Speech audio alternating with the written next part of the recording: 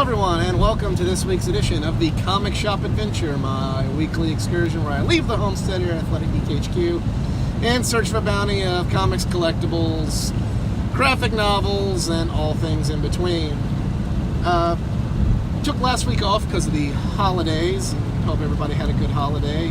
Just really wasn't a whole lot coming out because of that from the major companies, so I guess instead of saying what stood out from last week's poll, from what stood out to me from my poll from 2 weeks ago, the three main books that really stood out, one was Thor, and while I'm not really a fanboy for Thor, Jason Aaron's run has been amazing. It's almost been it feels like there's some elements of like horror in it. And again, I'm not like a real big horror comic fan, but it's like a really, really different type of Thor book than what I'm used to.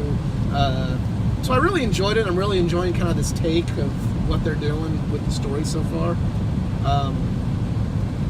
Me not being quite on the up and up on Thor, some of you might think they've done this before, but for me, this is it feels fresh and exciting, so Thor's definitely up there.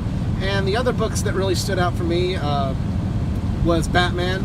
Started a new story arc there with, there's a kid that thinks he's Bruce Wayne and thinks that his parents got murdered, and it's really interesting so far. And I've had a love-hate relationship with Tom King's Batman, but you know, when he's on, and this is a really, really good story. At least the first part of it was really good. And finally, Scott Snyder's Justice League, also another really good book, where the Justice League, or part of them, have gone to Thanagar, and Martian Manhunter, Jon Stewart, Hawkgirl have gone to Thanagar, and kind of had some reminiscence of the relationship that Hawkgirl and Jon Stewart had back in the Justice League cartoon from when I was younger. But really, really interesting book so far. I really enjoyed it, and I mean, you hear me praise Scott Snyder's Justice League almost every time it comes up here on the Comic Shop Adventure. So yeah, it's really good, and there's more stuff kind of going on away from Thanagar with Superman, Batman, and Wonder Woman that's also pretty intriguing. So yeah, it's those were my three big ones for my bounty 2 weeks ago, and yeah, so I'll see you here in a bit with my bounty from this week. Hey everyone, I am back here at the homestead at Athletic Geek HQ. Got quite the bounty this week, and let's get right to it. We're going to start off in the world of DC. We have Heroes in Crisis number 4. Yeah, this book's kind of it's not been one of my favorite event books, but it's not nothing that I've really disliked, so gonna keep riding this out at least until it's over. This is issue number 4 of 9.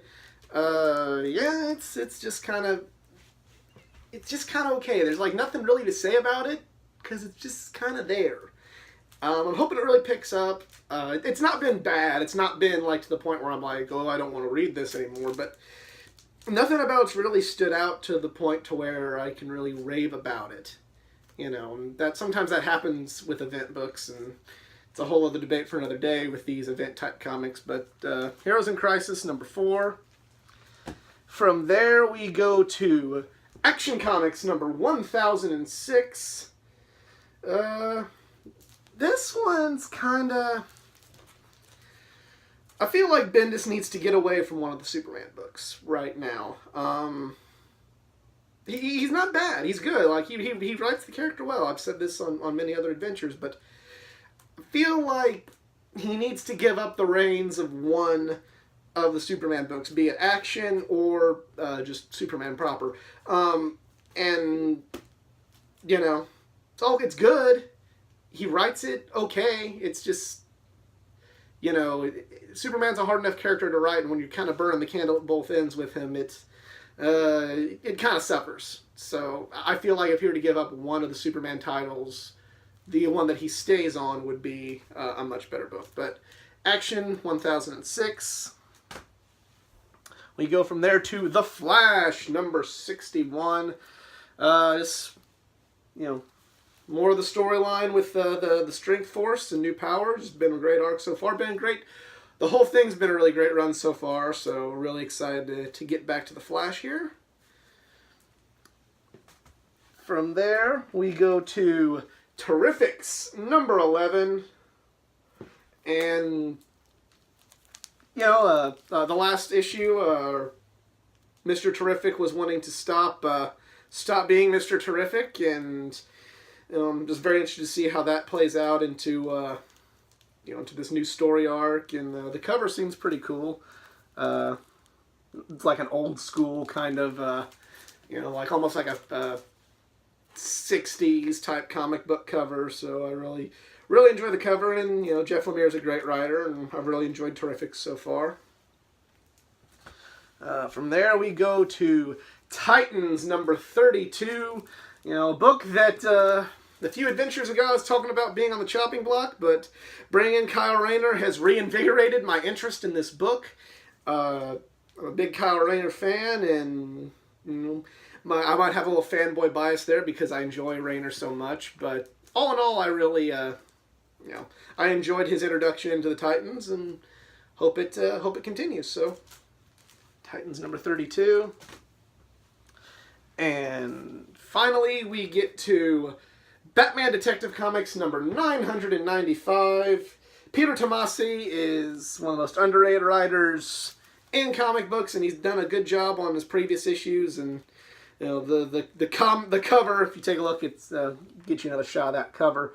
Murder at Wayne Manor with Alfred on the ground. So, this has got me nervous. This is something that might have happened to Alfred. So, Peter Tomasi's awesome, and we'll see if the momentum can continue in his run on Detective Comics. We now enter the world of Marvel, and we have Marvel Knights number 5. This kind of tapered off. I mean, it was the few were okay. Last issue really didn't do much for me, but there's only 2 issues left, so I'm gonna ride this thing out no matter what, and we'll see. I enjoyed Black Panther's inclusion. Don't get me wrong. It's just I just thought it was kind of, I don't know what the word is. It just didn't have that fire it once had. I don't know. It felt like it's been a decent story, but it's kind of like gotten more into the average type of thing. But I'm going to keep reading it. It might really get better, and these last few issues can really knock it out of the park. And, yeah. So, Marvel Knights number 5. From there, we go to Deadpool number 8. This Deadpool's just always... It's always just my source of fun in comics, it's fun. It is the adult version of what comics are supposed to be, which, they don't really try to shoehorn any messages, and they don't really try to, put too much and confuse you in it. It's just a fun read. I always get excited when I get a Deadpool book because I know that, with everything going on and all the strong opinions that I can have about stories and everything in these various, and the various other books that I read, when I get Deadpool, it's like kind of a break of that where I can just smile, have fun in comics, and laugh. And it's still a good story, but, it's kind of like, it's like my break from all the seriousness of the other comics. It's a reminder that reading comics and having comics is just supposed to be a good time. So, Deadpool number 8. From there, we go to Winter Soldier number 2. Remember getting Winter Soldier number 1 here on the Comic Shop Adventure. I enjoyed it a lot. Kyle Higgins is a writer that I really enjoy, and I like the first book, and we're going to see if the rest of them will be good as well. So, I enjoy the Winter Soldier character, and I feel like Kyle Higgins does at least because he wrote Nightwing in the New 52, he does a good job with kind of the sidekick coming into his own. That's how I really felt about his Nightwing run in the New 52, where he did a really good job, telling a good story of just Nightwing, making Nightwing not feel so much like the former Robin, and more like, if you didn't already know that Nightwing was his own man, his own hero, Higgins really drove that point home big time during that run. It was one of the best New 52 books, but unfortunately, due to creative changes, he didn't get as long of a run as he should have, but it was still a great run. And I'm hoping for the same with Winter Soldier, where you can really... Well, Winter Soldier's been on his own for years. A lot of people still just look at him as Bucky. And it's not right because Winter Soldier's had great runs, great stories, but I'm thinking Kyle Higgins can really make, and if there's anybody who's just, who has any doubt about how great of a character Winter Soldier is after the movies and, even having the mantle of Captain America, Kyle Higgins can really drive the point home on what a great character and what can be done with a character like Winter Soldier. So, Winter Soldier number 2. From there, we go on to Mr. and Mrs. X number 7. It continues. The best X-Men book going today continues. Just absolute great book. Kelly Thompson does an amazing job writing my 2 favorite X-Men characters, and it's Mojo Vision, so we might have a nice little early 90s kind of charm to this. I don't know. But yeah, this is the best X-Men book going right now, and I'm sure glad it didn't stop after 6 issues. I hope this continues forever, as long as she wants to keep writing this book. I hope it continues. So, Mr. and Mrs. X number 7, and then finally we have Uncanny XMen number 7 and 8.